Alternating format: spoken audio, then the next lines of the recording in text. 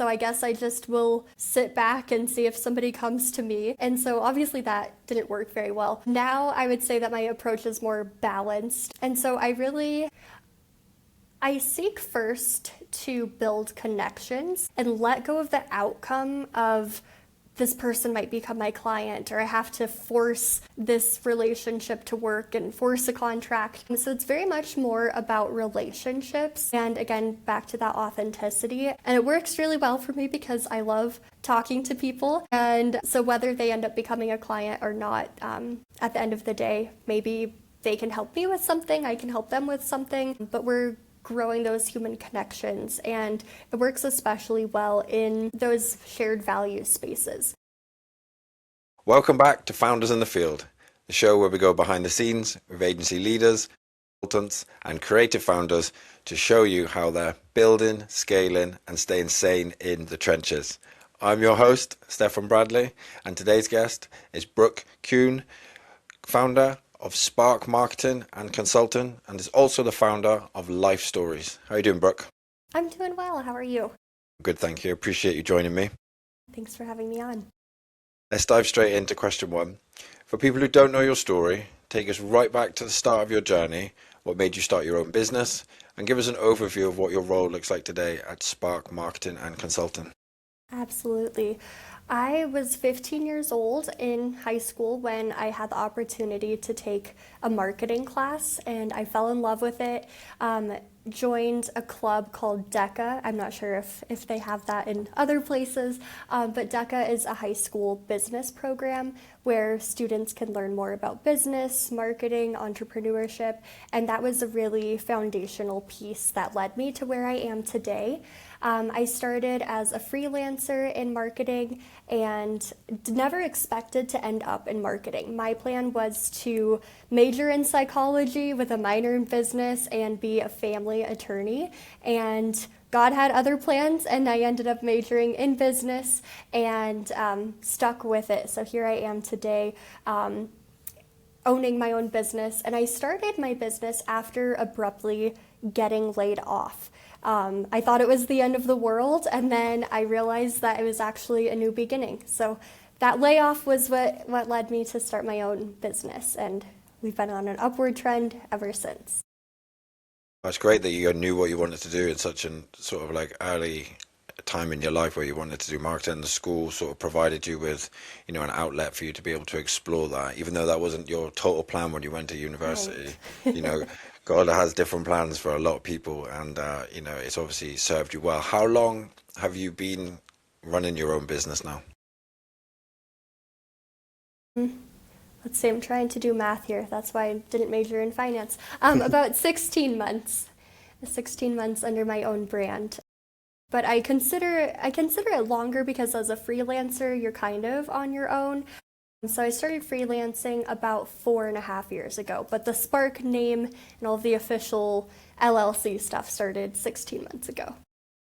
What was you doing before you were freelancing? Was you in a marketing sort of firm? I wasn't. I stayed home with my son when he was a little baby, so I had a bit of a career gap. And then before that, I interned for the state of Colorado. I worked in their Civil Rights and Business Resource Center, and then took some time off until I found freelancing. And it worked perfectly with being a mom. So. Yeah, definitely.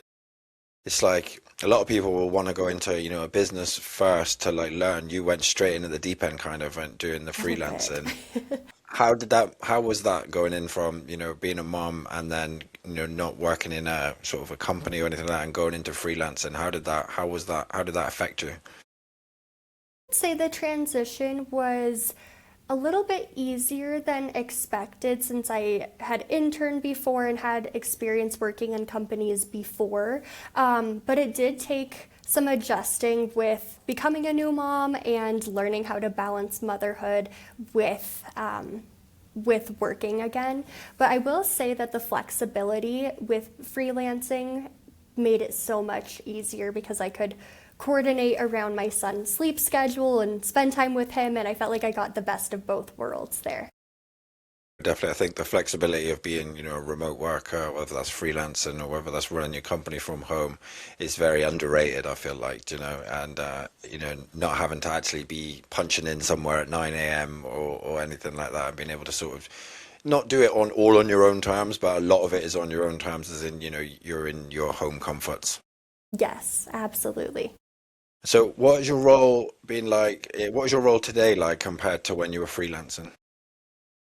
It's a lot more of me running the operational piece in terms of now I have to figure out my own pricing and my own client meetings and more in depth on the strategy piece.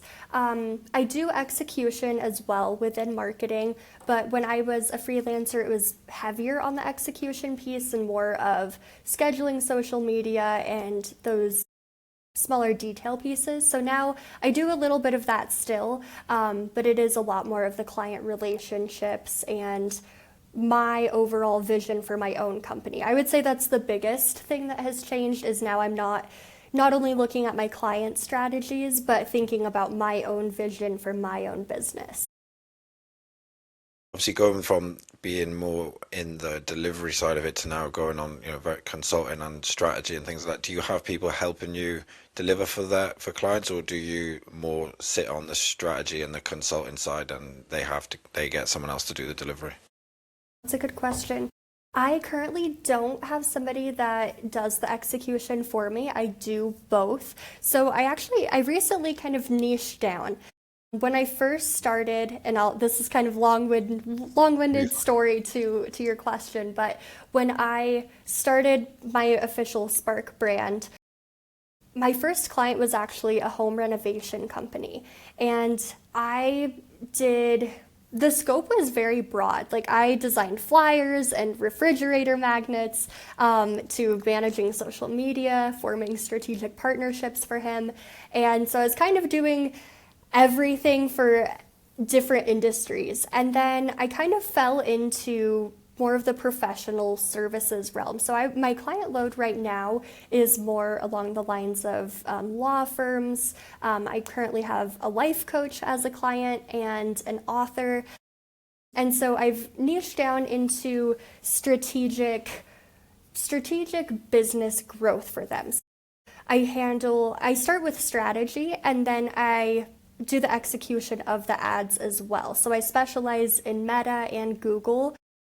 But I would say that a big mistake that people make when running digital ads is not knowing their audience and not having the strategy behind it. So I do both. Maybe eventually I will have somebody that I'll bring on to do more of the execution piece. But I think there is something to be said for having all of that handled by one person or one business, because I know the audience and then I make sure that that comes out in the execution as well to deliver more results. No, definitely. I agree with you, especially for clients. Clients have one person that they speak to that's knowing, from delivery to strategy, all of it, as opposed to, having it sort of scattered across different people, and different people under you. Yes, And, there's a absolutely. big thing in it if you do get to hiring somebody and when other people hire people, it's about hiring that right person, isn't it? That understands how you work, how you want to execute, and that type of thing, to be able to make sure it's all sort of singing off the same hymn sheet, shall we say. Yes, absolutely. If there's that disconnect, it's not going to work, and I'm not going to be happy. I'm sure that person won't be happy, and the clients won't be happy. So definitely is about finding the right person. Definitely. So, Brooke, what are the biggest trends that you're seeing in the market today? Content for sure, but not in the way that people think of it. I think that a lot of business owners feel that digital marketing and content and social media are huge, and they are, but there's a certain way to go about it.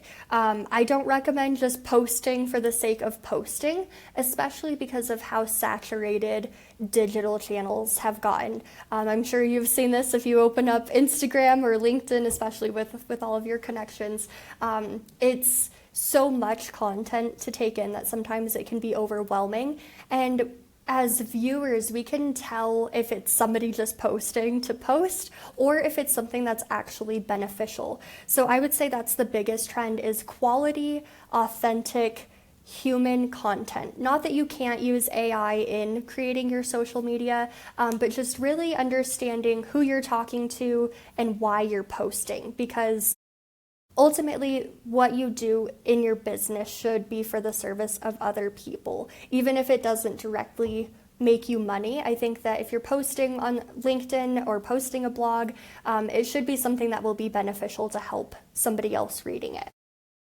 No, definitely. And I feel like what you said then, about who you're speaking, know who you're speaking to, because the quality comes from knowing who you're speaking to and identifying with them. So when they read it, they're like, yeah, that's me, like, yeah, that makes sense for me, and you could have really good content, but if it's not speaking directly to someone and you don't know who it's speaking to, then it's probably not speaking to anybody.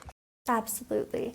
And I would add to that that vulnerability is an asset nowadays. Not that you have to share every single personal thing, but in the past, I would say that society has been more wary of sharing things that are more on the personal side. But I think now there is more of an openness around it and letting yourself be human. And especially, I mean, AI is wonderful. It can help us with so many things, but AI is not human, obviously. That's why the name artificial is in the name, right? So just connecting with other people and opening yourself up for your own struggles that you're going through, or something great that happened, and just sharing that and resonating with other people, because if you're feeling that, chances are somebody else in the world is experiencing that as well. And so just connecting through content, or whatever channels that you're using. No, you're so correct, and it's authenticity, isn't it? Because in the world where AI now is very big, you're gonna, when you scroll through any feeds, whether that's LinkedIn, Instagram, TikTok, any of that type of thing, even on a whole, we're probably going to be, and as time goes on, we're probably going to be starved more of human connection the more Right. AI gets into it. So when you can be authentic, people want to listen to it more. I had a podcast, one of my first podcasts, with Jason Wood, and he said he was talking about advertising, and he said advertising before, nobody trusts the way people would advertise before. Everybody knows. He said, yeah, we know Chevy thinks Chevy's great. That's fine. Do you know what I mean? Like all Right. this polished ads where people want to know your story, and they want to feel like it's authentic to be able to relate to it, and then they trust it more as well, because over long time TV ads, all these type of big brands sort of, I think, have lost trust. To the audience, and the audience is like, yeah, I don't really. Why should I believe what you're saying? Whereas now, I feel like the way we're being more starved of a human connection, the more authentic we can be. It's good. That's the thing that's going to make you stop scrolling. Absolutely, I agree.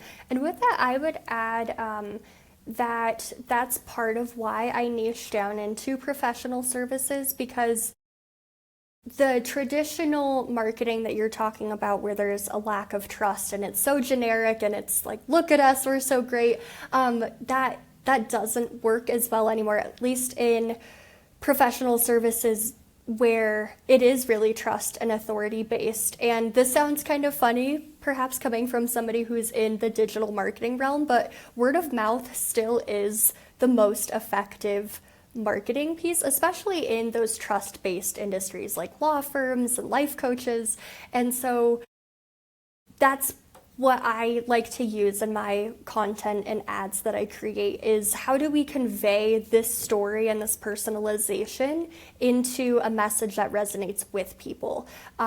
Because ultimately people are going to talk, and if they had a great experience with you or not so great experience with working with you, then that will get out there. But yeah, definitely that trust, authority, and authenticity. So No, you're so right when you say referrals are the best, because not necessarily for scale, you have to use that in the marketing, but the reason why referrals work so well is because that trust has been built, it's been bridged, it's there. Someone's already said they did a really good job with me. So that ambiguity, I can't say that word very well, but is not there. They're like, oh, John has vouched for that person. So Yes. I trust John. So now my trust is in this firm, whichever industry it's in, whether, professional services 100%, but even in other businesses as well. That's why it's so, and you're right, being able to use them experiences from different clients, and being able to market that is such a good way of being able to use that. Absolutely. Yeah, and I would add that on the consumer side as well, for the person being referred to somebody, it helps eliminate that decision fatigue, because nowadays we have so many options. And if you're looking for a marketing person, for example, and you sit down and Google, a marketing person, then you're going to be overwhelmed by the results. So it is nice to have those, which again sounds funny coming from a marketing person, which I take that into account with my strategies that I come up with for my clients, because the multi-channel approach really is the way that you can stand out. Yeah, I forgot what I was going to say, but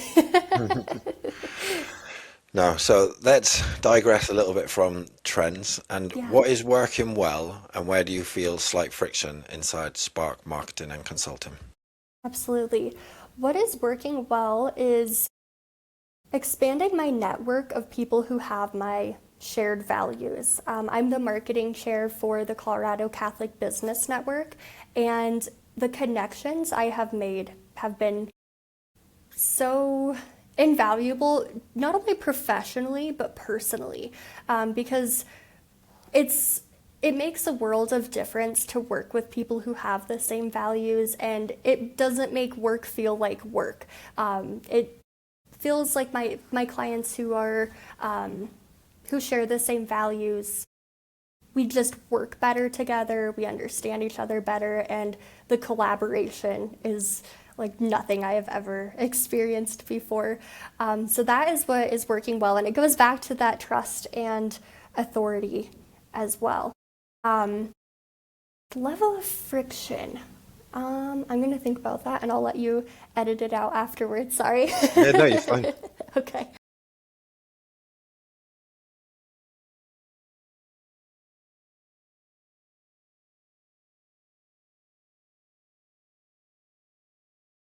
I would say that a place of friction for Spark Marketing and Consulting right now is staying solid on what it is that I offer, because I am very much a people person and I love helping others, and so I do know how to do pretty much everything in marketing. I don't mean to sound arrogant with that, but I just mean that I've had the opportunity to be in different pieces of marketing, from digital social media all the way to more of that design piece and relationship building.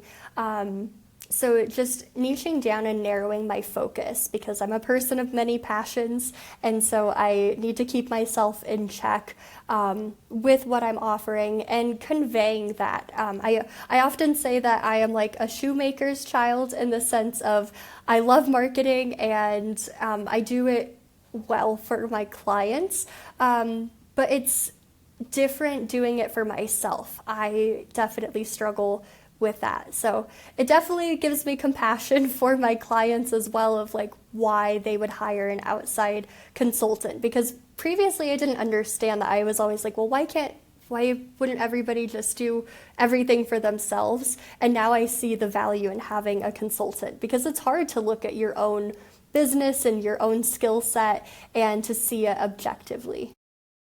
Yeah, no, definitely. When you have your own business, you're looking at it from an emotional point of view as well. It's hard Yeah, to look at it in black and white terms, because we're humans. We have emotions, we have attachments, all these types of things, which makes us see it through either rose-tinted glasses or potentially looking at it worse than what it actually is. You know what I mean? Like we can absolutely. let that get overwhelming and get on top of us, having someone from the outside even though, you know, you might be thinking, not you personally, but even though a business owner might be very well qualified and have everything of that, but because of them emotions that are attached to it, it's a lot harder to see the real problems or the real things that you should be actually. This is, you do X, Y, and Z, but X is actually bringing you, you know, 90% of your profits. Leave Y and Z and niche, go straight down on X. But, you know, it's harder for a business owner to see that. And also, like what you said then, you know, being a people, you know, self-confessed people pleaser, being able to keep scope, I suppose it is, isn't it? Keeping the scope of what you're offering and what you're willing to do is hard when you have compassion for people and they, you know, might be saying, oh, I could really need something else doing, and you know you can do it. So I think a lot of people can sympathize with you there. Yeah, thank you. Absolutely. So Brooke, walk me through your client acquisition process. How do you gain clients for Spark Marketing and Consulting? I will start by mentioning how I previously did to my process now. When I first started, I would cast I was kind of in the black and white zone where it was like either casting a broad net and then being like, well, this isn't working, so I guess I just will sit back and see if somebody comes to me. And so obviously that didn't work very well. Now I would say that my approach is more balanced. And so I seek first to build connections and let go of the outcome of this person might become my client, or I have to force this relationship to work and force a contract. So it's very much more about relationships. And again, back to that authenticity. And it works really well for me because I love talking to people. And so whether they end up becoming a client or not, at the end of the day, maybe they can help me with something, I can help them with something, but we're growing those human connections, and it works especially well in those shared value spaces. Finding something that you have in common with another person is what I recommend. When I was younger, and like I mentioned, being in DECA, I was taught from a very young age to network, which I definitely agree with, but for me, it made me feel pressure of like, oh, if I don't talk to this person, what if that's the one person that was the connection that would have opened new doors? So yeah, I focus more on the relationships and focus on shared values or something that we have in common. So do you go, obviously I know you just mentioned network, so do you go like in-person networking plus networking online through socials? Yes, yeah, good question. So I go to Colorado Catholic Business Network meetings. We have 3 different chapters now, and they all meet once a month. So that has been really beneficial. And then we also have a business directory. So I can search up different businesses. So if I need to hire an accountant, I can just go and look on the directory. And so I guess that's more of me looking for help, but it goes both ways too. People can find my business there as well. And then I would say also socials. A lot of people say that Facebook is dying and that not a lot of people use Facebook anymore, but it has been very beneficial for me. I'm in a Catholic Women in Business Facebook group, and that's actually how I met my most recent client. So not that you have to be in every single group, but just finding ones that are most valuable to you is what I would recommend for anybody looking to network. Yeah, those are my main client acquisition streams, and referrals, of course. It's interesting you said Facebook, because I have a lot of people on podcasts who say LinkedIn, but you actually have experience in, you know, going on Facebook and going more into the groups. Is it business groups that you're in? Yes, Yeah. yes. And yeah, going with that, I think, I do use LinkedIn.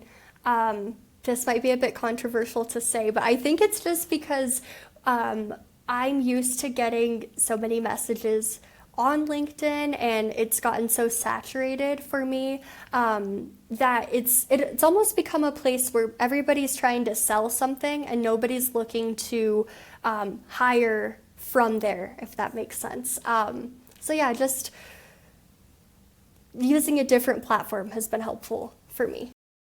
Definitely, I agree with you with LinkedIn, and especially since AI has come about, I feel like when I look through my LinkedIn, a lot of it is either somebody saying about all these statuses are posts or AI and I don't like it type of thing, or then the next one is an AI post. And it's kind of these Right. two different things that are there.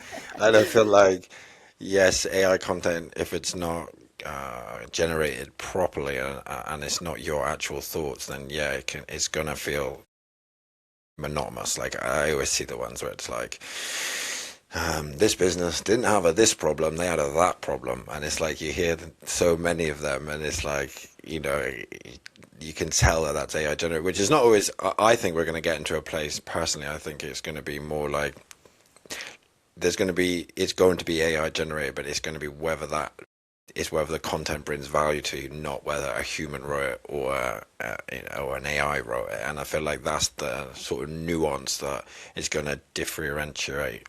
Can't say that word very well either. Differentiate from these two different things, because there is going to inevitably there's going to be a lot of content now, and a lot of it is going to be AI written and or AI wrote. So I feel like it's about the value that's getting from there, and I think that's what you said then, going from LinkedIn to Facebook, switching platforms. It's obviously working really well for you, but obviously I think it's like it's a smart thing to do to go from. It's a little bit less pressure, I would say, probably on Facebook as well, whereas LinkedIn can feel quite pressure driven and quite everybody's sort of competing almost, you know what I mean, of Absolutely. I'm doing this and I'm doing this and I did this week and stuff like that, whereas I feel like potentially on different platforms there's a little bit less pressure. Yeah, absolutely. Yeah, and those Facebook groups, I'm in multiple. Some of them are Colorado specific, some of them are marketing specific, some of them are Catholic. I would say that it is, like you mentioned, way less pressure, and it feels more of a community. I mean, not that, I mean, there's a lot of people in there, so not that I know every single person personally, but it's a place where people can go and ask questions like, hey, fellow marketers, I'm having this issue with Meta. Is it a glitch or what am I doing wrong? And people are so willing to jump in the comments and walk them through how to fix the problem. And there's just so many different topics that people discuss on there. So it does go back to people are looking for help and community and relationships, and oftentimes they're seeking to build relationships and less about receiving. And you don't really see that on LinkedIn. I don't feel like not on my Yeah. LinkedIn anyway, you don't see people asking for help on a lot of things, because it's kind of like the worry, or that you don't want to look out of place around among all these professional Yeah. people. Maybe it's a little bit of pride, but also a little bit of embarrassment. They don't want to feel embarrassed by putting something out there and everybody be like, I don't, because everybody is it's a professional platform, of course, but there's not a lot of vulnerability when it comes to help. I need help doing this. I don't feel like I've seen a couple posts like that, but nowhere near as many as there obviously are. Facebook is clearly a place where it's a little bit more, like you say, community friendly as well. Do you know what I mean? A little bit less, pride in there. Do you know what I mean? You're all sort of more like a friends in a business group, or any type of group, but it's more of a friendly approach. Yeah, definitely. I agree. So, Brooke, where do you want to be in terms of business in the next 12 to 18 months? I would love to bring on some more clients that have shared values, particularly in the professional services industry, because I feel like that is where I'm able to deliver the best results. I tend to naturally understand the audience for my clients in those industries. So I'd love to expand more into the law firm industry. Maybe part of it is because I wanted to be a lawyer, and so I spent so much time, in pre-law stuff and just getting to know lawyers, and I just have a big respect for that field, as well as just other professional service fields, because those really are, like we mentioned earlier, those really are trust and authority based. Because if you hire the wrong attorney, you might not know it at the time, but say like in estate planning, for example, if you hire an attorney and they write your will wrong, you're not going to know that, but your family will, because they'll be reading it after you pass away. I know that's that sounds kind of scary and morbid to talk about, but it's a reality of why it's so important to hire authentic and trustworthy people in any facet of what you're looking at. So yeah, I would say that that's really what I'm looking to do, is build more relationships with shared values and bring on more clients that have those values as well. So is your client base all over America, or is it specific to certain states?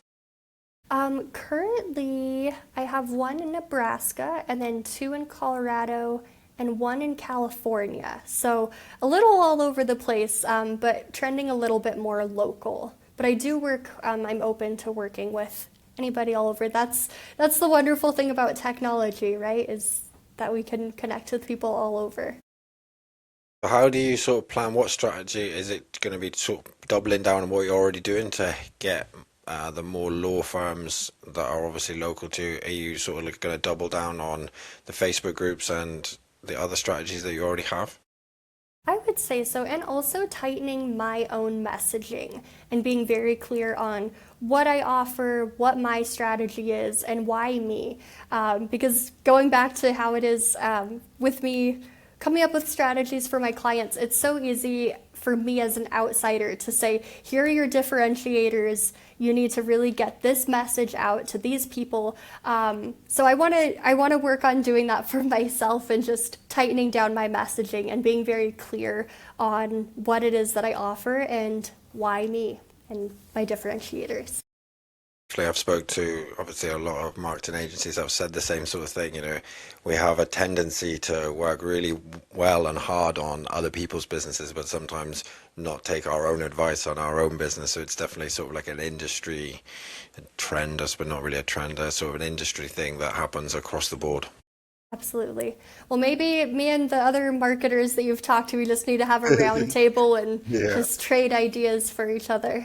Yeah, no, I think that would be a good idea. And also, when you said about lawyers and things like that, I interviewed a guy called Anthony May, and he has a company called Need an Attorney, where he sort of has a database of attorneys across the whole United States, and it's like a platform for a consumer to sort of go on the platform and say, I need an attorney for this problem, and then their AI sort of scans their local area and who would be the best fit to be able to then give them that type of thing. So I'm not sure exactly how it would come, like it could converse, but I'm sure could be something in there for you. You know, you're trying to find attorneys that are in a certain area. There could be a potential way that could help you.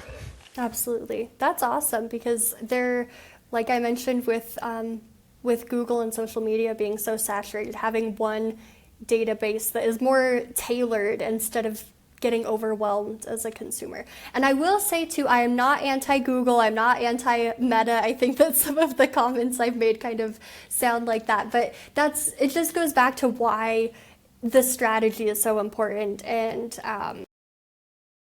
a lot of the reason why there's so many results that come up partially is because, one, saturation, yes, but two, just putting things out there for the sake of putting things out there.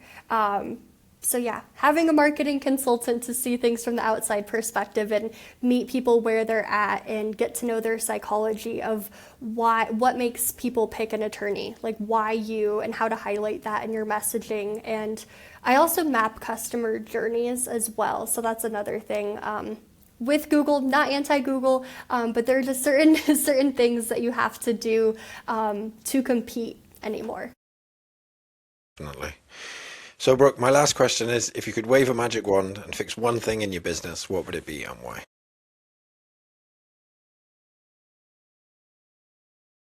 I'm going to take a minute and I'll let Riverside AI edit it out after.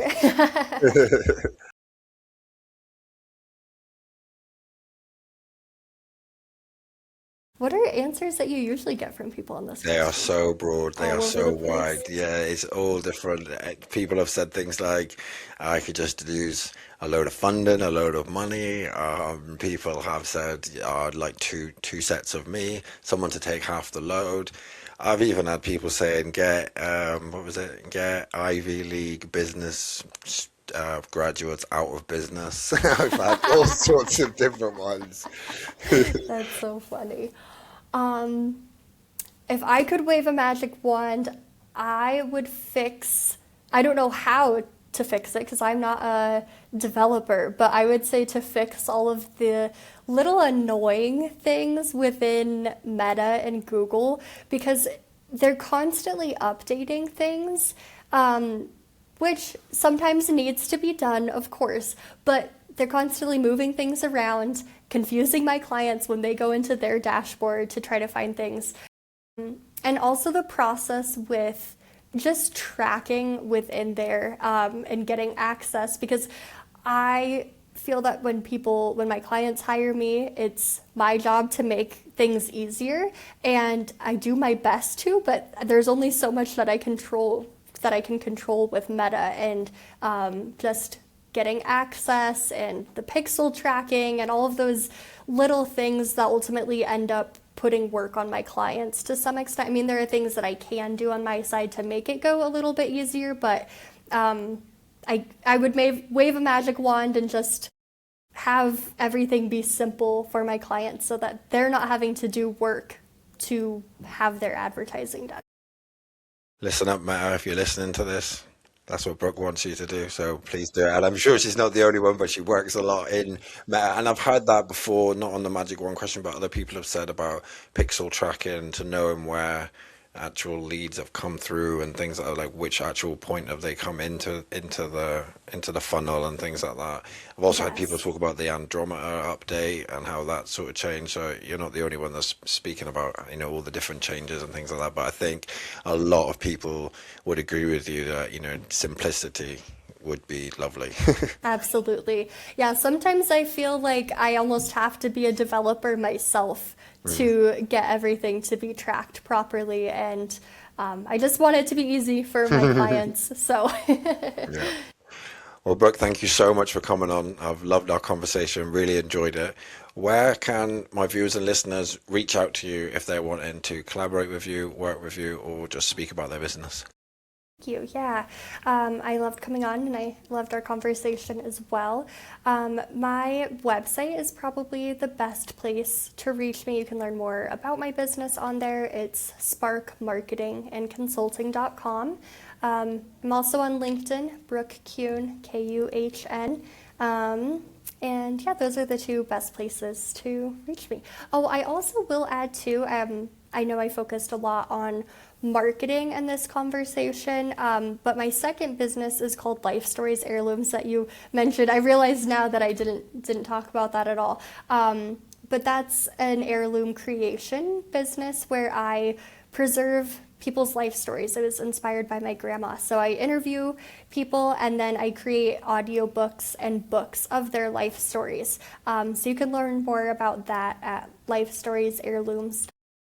Yeah, no, I was actually on your Life Stories website before we jumped on just to learn more about it, to look at it, and I thought it's a great idea. It's a great business. It's a great idea, especially for people who have loved ones that are coming to a certain age and things like that, and they want to preserve memories and heirlooms, like you said. I think you interview them, don't you, and then write sort of like content, like a book sort of thing for them. Is that correct? Yes, yeah, which is. I heard an interesting statistic that 80% of people say or feel that they should write a book, but only 5% actually start a book. And so the Life Stories method and product is a way that people can write a book without actually having to sit down and write it themselves, because it's just a conversation, but the product that they get doesn't sound like a back and forth interview. It's the person's story in their own words and their own voice. No, wonderful. Well, everybody that's listening and watching, if you're wanting to reach out to Brooke, you have her website there, and also if you have wanting to preserve family memories and get their life story down in a book and things like that, please reach out to Brooke as well. And everybody that's watched, please like, comment, subscribe, send to a friend, and we'll see you next time. Thank you very much, Brooke. Thank you.